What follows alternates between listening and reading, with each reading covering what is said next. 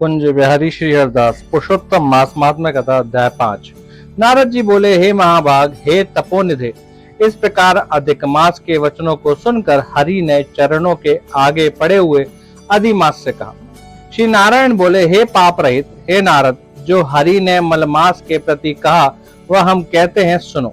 हे मुनि श्रेष्ठ, आप जो सत्य कथा हमसे पूछते हैं, आप धन्य हैं। श्री कृष्ण बोले, हे अर्जुन, वैकुंठ का वृतांत हम तुम्हारे सम्मुख कहते हैं, सुनो। मलमास के मूर्छित हो जाने पर हरि के नेत्र से संकेत पाए हुए गरुण मूर्छित मलमास को पंख से हवा करने लगे। हवा लगने पर अधिक मास उठकर फिर बोला, हे विभो, यह मुझको नहीं रुचाता है। अधिक मास बोला, हे जगत को उत्पन्न करने वाले, हे विष्णु, हे जगत पते, मेरी रक्षा करो। हे नाथ, मुझ शरण आए कि आज कैसे उपेक्षा कर रहे हैं। इस प्रकार कहकर कांपते हुए घड़ी घड़ी विलाप करते हुए अधिक मास से वैकुंठ में रहने वाले ऋषिकेश हरि बोले। श्री विष्णु बोले, उठो उठो, तुम्हारा कल्याण हो। हे वत्स, विषाद मत करो। हे निरीश्वर, तुम्हारा दुख मुझको दूर होता नहीं ज्ञात होता है।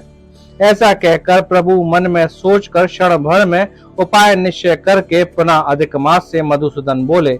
श्री विष्णु बोले, हे वत्स, योगियों को भी जो दुर्लभ गोलोक है वहां मेरे साथ चलो, जहां भगवान श्री कृष्ण पुरुषोत्तम ईश्वर रहते हैं। गोपियों के समुदाय के मध्य में स्थित दो भुजा वाले मुरली को धारण किए हुए नवीन मेघ के समान श्याम लाल कमल के सदस्य नेत्र वाले, शरद पूर्णिमा के चंद्रमा के समान अति सुंदर मुख वाले, करोड़ों कामदेव के लावण्य की मनोहर लीला के धाम, पीतांबर धारण किए हुए, माला पहने हुए, वनमाला से विभूषित, उत्तम रत्नाभरण धारण किए हुए, प्रेम के भूषण, भक्तों के ऊपर दया करने वाले, चंदन चर्चित सावर्ग, कस्तूरी और केशर से युक्त, वक्ष स्थल में श्रीवत्स चिन्ह से शोभित, कौस्तुभ मणि से विराजित, श्रेष्ठ से श्रेष्ठ रत्नों के सार से रचित किरीट वाले, कुंडलों के प्रकाशमान रत्नों लाल के सिंहासन पर बैठे हुए, पार्षदों से घिरे हुए जो हैं, वही पुराण पुरुषोत्तम पर ब्रह्म है। वह सर्वंतरण स्वतंत्र है, पर ब्रह्मांड के बीज, सबके आधार, परे से भी परे, निष्प्रय, निर्विकार, परिपूर्ण प्रभु, माया से परे, सर्वशक्ति संपन्न, गुण रहित, नित्य शरीरी, ऐसे प्रभु जिस गोलोक में रहते हैं वहां हम दोनों चलते हैं। वहां श्री कृष्ण चंद्र तुम्हारा दुख दूर करेंगे। श्री नारायण बोले। ऐसा कहकर अधिक मास का हाथ पकड़कर हरि गोलोक को गए। हे मुने, जहाँ पहले के प्रलय के समय में वह ज्ञान रूप महाअंधकार को दूर करने वाले, ज्ञान रूप मार्ग को दिखाने वाले केवल ज्योति स्वरूप थे, जो ज्योति करोड़ों सूर्य के समान प्रभा वाली, नित्य, असंख्य और विषप के कारण थी, तथा उन स्वच्छ माय विभूति की वह अतिरेक की चरम सीमा को प्राप्त थी, जिस ज्योति के अंदर ही मनोहर तीन लोक विराजित है। हे मुने, उसके ऊपर अविनाशी पर ब्रह्म की तरह गोलोक विराजित है।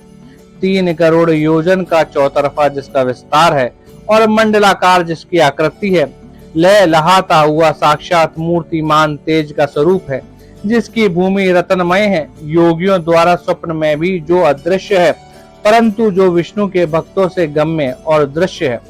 ईश्वर ने योग द्वारा जिसे धारण कर रखा है, ऐसा उत्तम लोक अंतरिक्ष में स्थित है। आदि व्याधि बुढ़ापा मृत्यु शोक भय आदि से रहित है। श्रेष्ठ रत्नों से भूषित असंख्य मकानों से सुशोभित उस गोलोक के नीचे 50 करोड़ योजन के विस्तार के भीतर दाहिने बैकुंठ और बाएं उसी के समान मनोहर शिवलोक स्थित है। 1 करोड़ योजन विस्तार के मंडल का वैकुंठ शोभित है। वहां सुंदर पीतांबरधारी वैष्णव रहते हैं। उस बैकुंठ के रहने वाले शंख चक्र गदा पद्म धारण किए हुए लक्ष्मी सहित चतुर्भुज है। उस बैकुंठ में रहने वाली स्त्रियां बसते हुए नुपुर और करण धरणी धारण की हैं, सब लक्ष्मी के समान रूपवती हैं। गोलोक के बाएं तरफ जो शिवलोक है, उसका करोड़ योजन विस्तार है और वह प्रलय शून्य है, सृष्टि के पार्षदों से युक्त रहता है। बड़े भाग्यवान शंकर के गण जहाँ निवास करते हैं। शिवलोक में रहने वाले सब लोग सर्वांग भस्म धारण किए हुए हैं, नाग का यज्ञोपवीत पहने रहते हैं। अर्धचंद्र जिनके मस्तक में शोभित है, त्रिशूल पाटिशधारी, सब गंगा को धारण किए वीर हैं और सबके सब शंकर के समान जयशाली हैं। गोलोक के अंदर अति सुंदर एक ज्योति है, वह ज्योति परमानंद को देने वाली और बारंबार परमानंद का कारण है। योगी लोग बार योग द्वारा ज्ञान चक्षु से आनंद जनक निराकार और पर से भी उस पर ज्योति का ध्यान करते हैं। उस ज्योति के अंदर अत्यंत सुंदर एक रूप है जो कि नील कमल के पत्तों के समान श्याम, लाल कमल के समान नेत्र वाले, करोड़ों शरद पूर्णिमा के चंद्र के समान शोभामान मुख वाले, करोड़ों कामदेव के समान सौंदर्य की लीला का सुंदर धाम, दो भुजा वाले, मुरली हाथ में लिए, मंद हाथ से युक्त पीतांबर धारण किए, श्री वस्त्र चिन्ह से शोभित, वक्ष स्थल वाले, कौस्तुंभ मणि से सुशोभित, करोड़ों उत्तम रत्नों से जड़ित, चमचमाते किरीट और कुंडलों को धारण किए, रत्नों के सिंहासन पर विराजमान, वनमाला से सुशोभित, वहीं श्री कृष्ण नाम वाले पूर्ण पर ब्रह्म है।